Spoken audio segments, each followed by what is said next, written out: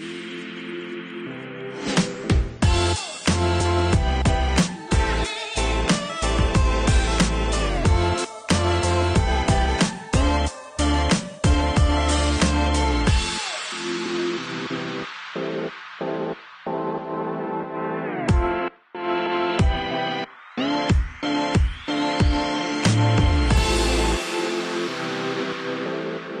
y a des résidus de ça. Exact. Comme quand que je coupe une carotte. Exact.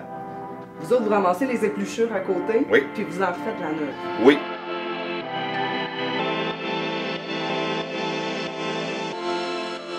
Salut, Roxane Gauthier pour Génération Durable. Aujourd'hui, je vous parle du magnifique lac La Chasse parce qu'on est tout près de notre entreprise vedette, Lefebvre Industrial, qui ont découvert une façon de faire de l'aluminium vert.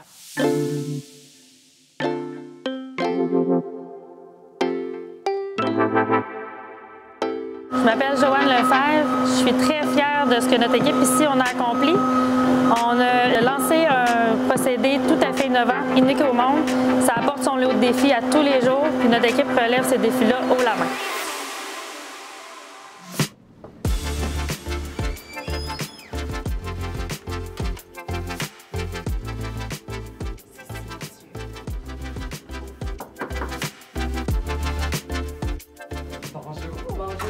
Bon, Joanne. Oui, juste à me suivre. Hey. Bienvenue chez Lefebvre Industrial. Salut, ça va? Ben oui, ça va bien. Je vais te présenter mon frère Éric. Ici, Salut, c'est une entreprise familiale. Il y a mes parents aussi qui sont dans l'entreprise encore. Mon frère nous a rejoints depuis plus d'1 an maintenant. Bonjour, Éric. Enchanté. Salut, Eric. Bienvenue chez nous. Ouais, merci. Fait que là, on est dans la salle de pause ici.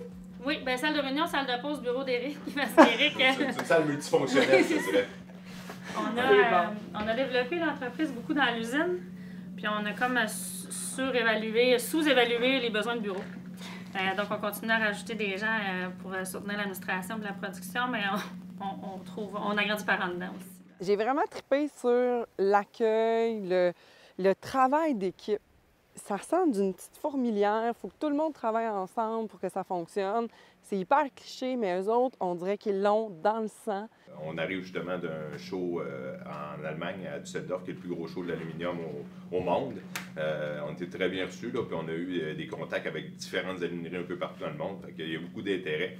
Fait qu'effectivement, c'est pour ça que j'ai pas de bureau ici, parce que le reste du travail va se faire à l'extérieur beaucoup. C'est ça. En fait, tout ton bureau, c'est un ordinateur, un téléphone, puis tout Une ça voiture. ici. Une voiture. Donc là, j'ai hâte de voir ce qui se passe, comprendre le procédé, le processus, la logistique en arrière de tout ça. J'ai tellement de questions. Pas de problème, on est là J'espère pour que t'es répondre à prête. ça. Oui, très prête.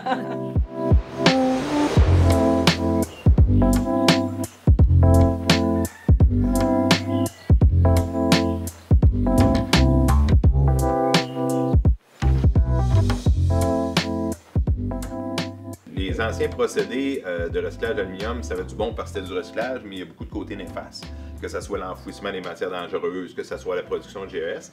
Puis quand la technologie RAM, c'est notre technologie qui est recyclage d'aluminium en mode éco-responsable, elle a été créée, on a dit qu'il faut tout éliminer ces mauvais côtés-là du recyclage.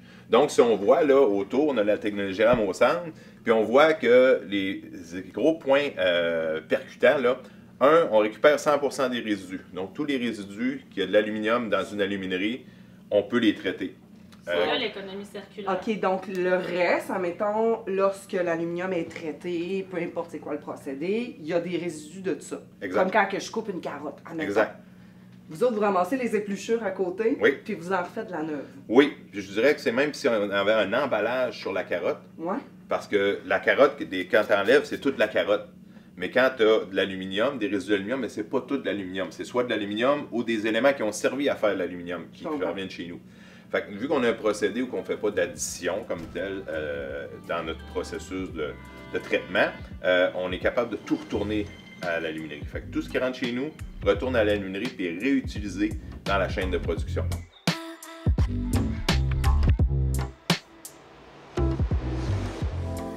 L'usine, je veux dire, j'ai vu des affaires confidentielles, de secrets industriels. À la limite, j'avais un peu l'impression d'être dans Le Seigneur des Anneaux, le le petit filet qui coule, le précieux, parce que c'est ça qu'ils font. Hein? Ils font de l'aluminium, c'est précieux. Le fait qu'on ne met pas d'additifs comme tel dans notre procédé, ça fait que l'aluminium qu'on retourne à l'aluminerie est de première qualité, aussi bonne que quand elle est sortie de l'aluminerie. Impressionnant. Ce qui est économie circulaire, c'est que sans fin, ce processus-là se fait. Ben oui. On récupère l'aluminium et les produits qui ont servi à refaire l'aluminium et on la retourne à l'aluminerie qui nous les retourne et qui ne... Donc, c'est vraiment un procédé économie circulaire sans fin. Ce qui m'a vraiment fait triper, là, Joanne, elle me parlait hors caméra que c'est serré, c'est une famille, ça part de Marc, de Thérèse, toutes ces belles idées-là.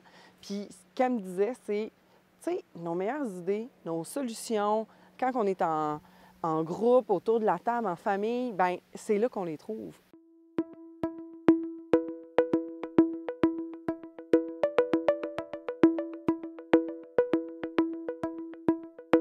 La certification Écocert est attribuée aux produits alimentaires et aux cosmétiques qui respectent les exigences environnementales et sociales. Ainsi, la certification assure aux consommateurs que les produits sont sans OGM, qu'ils respectent la biodiversité et bien plus. Pour obtenir la certification, le produit doit passer par un processus rigoureux. C'est quoi la recette de votre succès jusqu'à aujourd'hui? Comment ça s'est passé depuis 2013? En quelques mots. Bien, en fait, il faut dire que cette idée-là, elle n'est pas arrivée un matin comme ça. C'est que Marc, qui est mon père, mais aussi le fondateur de l'entreprise, avait un passé dans le recyclage d'aluminium avec les anciennes technologies. Il a participé à beaucoup d'améliorations, mais il y avait toujours des points qui étaient des irritants qu'on trouvait majeurs, dont l'enfouissement de matières dangereuses, la production de GES. On avait un taux de récupération d'aluminium qui était bien, mais on savait qu'on pouvait le mener plus haut. On est parti avec ces points-là. On a dit qu'est-ce qu'on peut faire pour régler chacun de ces points qui sont moins positifs là dans les technologies traditionnelles. On est allé prouver en laboratoire que ce qu'on pensait faire était possible à l'échelle laboratoire. On a fait beaucoup d'essais aussi techniques avec notre client qui nous a accompagné un grand bout là-dedans. De fil en aiguille, on a réussi à arriver avec un procédé qui a enlevé les irritants qu'on a identifiés au début. On est allé voir notre client, on leur a dit on est pas mal certain d'avoir la solution. On est prêt à la mettre à l'échelle industrielle. Notre usine ici, on dit que c'est une usine pilote à l'échelle industrielle parce qu'on ne la défait pas après. On n'avait pas les moyens de faire une petite usine et après une plus grosse usine. Puis, on est appelé ensuite avec les choix d'équipement. De partir de zéro à faire une technologie, il y a beaucoup de temps. Il faut effectivement aussi engager des gens. On n'avait pas... on était une toute petite équipe, là. En 2013, on était 5. En 2019, on était 9. Puis là, on est rendu 35. Wow! Puis il nous manque encore là, des postes à combler.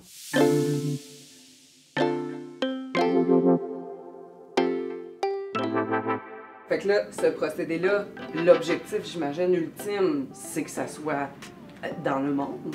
Bien, chaque aluminerie primaire peut tirer profit de la technologie RAB. Il y a différentes des choses à prendre en considération. Si on s'en va dans les pays, mettons aux Émirats arabes unis, bien, ils font de l'électricité ils font de l'aluminium avec de l'électricité, mais elle est propulsée par l'essence. Fait qu'ils font du gaz qui marche des génératrices qui créent de l'électricité. Fait que c'est sûr que si on prend ce procédé-là et on l'amène là-bas, on n'est pas aussi vert qu'on veut l'être. Cependant, on a des discussions présentement avec des centres de recherche et ainsi de suite. On est assez sur le spot, je te dirais, pour trouver des alternatives, soit une énergie solaire, une énergie éolienne qui pourrait marcher avec des batteries, puis par la suite, en magasinant les batteries, puis on pourrait faire fonctionner une usine au Qatar ou aux Émirats arabes unis où c'est qu'il n'y a pas vraiment d'électricité, il n'y a pas d'hydroélectricité, mais qu'il peut y avoir du solaire ou de l'éolien. Dans votre niche, là, ça joue assez serré. Les joueurs peuvent être gros, j'imagine. Vision à moyen-long terme, là, ça serait quoi pour le fer industriel? C'est où vous en allez? Bien, je vous dirais qu'on a un bon timing présentement parce qu'il y a une course à l'aluminium vert là, mondiale. Je vous dirais, là, au Québec, on en entend parler beaucoup, mais c'est mondial. Les alumineries primaires veulent toutes avoir l'aluminium le plus vert possible parce que les consommateurs demandent ça maintenant. Donc, nous, on coche cette case-là, on est aluminium vert. On a la meilleure façon de recycler, la plus verte au monde. C'est la seule qui fait 100 présentement. On a un timing, il faut se placer. On a déjà des discussions avec d'autres alumineries au Québec, au Canada, même dans le nord de l'Europe. Mais c'est ça, il faut gérer la croissance parce qu'on part d'une petite entreprise qui veut se faire une place dans un grand monde. Donc, il y a un côté financier à tout ça aussi, là, mais les perspectives sont très bonnes.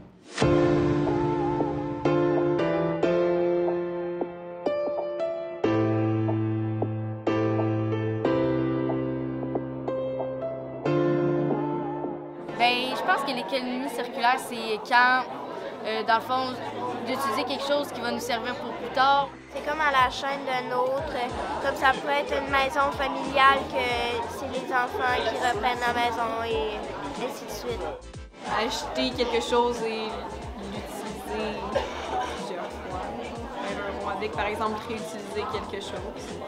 C'est exemple, moi j'ai mon linge, je me le fais donner. C'est comme s'il passe de génération en génération.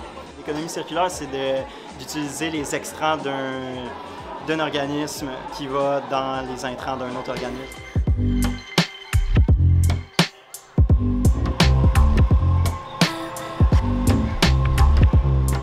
Est-ce que la perception est vraie? Est-ce que c'est plus compliqué ou c'est plus facile de produire de l'aluminium vert, de faire de l'économie circulaire? C'est pas plus compliqué. Ça prend une plus grande volonté parce qu'il y a des embûches. Oui, effectivement, de mettre en place des nouvelles procédures, ça peut être un petit peu plus cher au départ, c'est plus coûteux. Il faut aussi faire un petit peu d'enseignement. Pourquoi on se casse la tête donc quand il existe quelque chose de plus facile? C'est un peu plus complexe, oui, mais je pense qu'il faut prendre ce virage-là, il faut que les entreprises le fassent. Puis, éventuellement, la longue, je pense que ça va être plus payant dans tous les sens, là, et économiquement, et environnementalement, puis même auprès de nos employés, la fierté qu'ils peuvent retirer de participer à ça, là, clairement. À long terme, ça va valoir la peine. Cette passion-là là, que tu me parles là, pour l'aluminium vert, puis aussi votre modèle d'économie circulaire, c'est-tu partagé par un bon nombre de tes ressources humaines? Oui, en fait, le noyau là, qui nous ont suivis, qui était là au départ, là, qui nous ont suivis dans l'implantation de ça, clairement, ils comprennent très bien où on s'en va, qu'on n'a pas fini, puis qu'on veut faire l'économie circulaire, puis qu'on veut appliquer ça à l'entièreté de l'entreprise, pas seulement au procédé. C'est important pour nous autres que l'ADN ne soit pas partagé que par les gens qui développent, mais par l'entièreté des employés. Là. Fait que cette motivation-là, ce noyau d'équipe-là qui partage votre ADN, vous devez le faire pour quelque chose. Ça vous procure quoi? Tu sais, comme feeling, d'avoir un modèle d'entreprise en économie circulaire, en aluminium vert? Clairement, il y a une fierté là-dedans, il y a une satisfaction.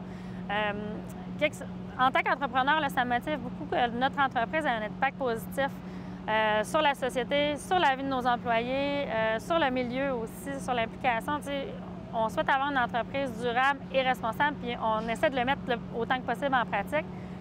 Notre procédé, notre ADN, le cœur de l'entreprise présentement, c'est vraiment en fonction de ça. Qu'est-ce que je pourrais vous souhaiter pour Lefebvre Industrial là, dans les années à venir? Plusieurs choses. Chez Lefebvre Industrial, on a toujours plein de projets. C'est sûr que de dupliquer notre procédé là, pour d'autres alumineries, c'est ce qu'on souhaite le plus. On souhaite de pouvoir avoir d'autres équipes aussi talentueuses puis aussi mobilisées qu'on a ici, là, vraiment de dupliquer le modèle, pas seulement le procédé, mais les humains aussi qui sont là, un peu partout auprès des alumineries. Ça contribue à avoir de l'aluminium plus vert, donc c'est ce qu'on peut nous souhaiter à court terme. Si, là, il y a quelqu'un demain qui arrive, un green vraiment, là, qui veut se lancer dans un modèle d'économie circulaire, tu dirais quoi? Ça serait quoi la chose par laquelle il faut qu'il commence? C'est souvent, là, la solution, c'est de sortir de la boîte puis essayer de trouver ce qui se fait pas. On peut améliorer ce qui se fait, oui, mais nous, en tout cas, on a sorti de la boîte. Tout le monde disait que c'est pas possible de recycler mieux que ça, de recycler à 100 puis on le fait. Fait que souvent, c'est peut-être juste d'enlever les barrières qui sont préconçues. J'espère que la vision d'avenir de Joanne et Éric chez Lefebvre Industrial vous a aussi impressionné que moi.